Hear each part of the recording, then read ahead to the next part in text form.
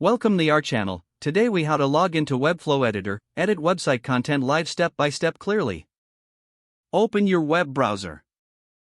Navigate to the Webflow website. In the upper right corner, click on the login button. Enter your email address associated with your Webflow account. Click on the continue button. You will receive an email with a login link. Check your email inbox for that message. Open the email from Webflow. Click on the login link provided in the email. Once you are logged in, you will be taken to your Webflow dashboard. Locate the project that you want to edit. Click on the project name to open it. In the project overview, find the editor option.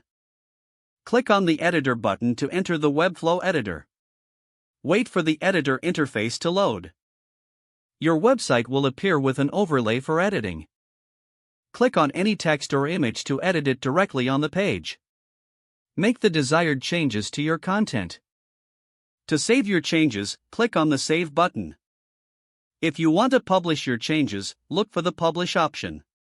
Click on Publish to make your edits live on the website.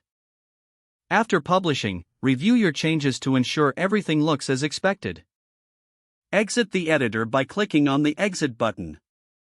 You have successfully logged into the Webflow editor and edited your website content live. If the page does not load, refresh the browser or try again in a private or incognito window. Make sure you are using the correct email address, then retype it carefully to avoid small typos. If your password is not accepted, use the Reset option and create a new strong password you can remember. Check your spam folder for verification or security emails, then complete any requested confirmation steps. Don't forget to like this video and subscribe to our channel for more step-by-step tech guides.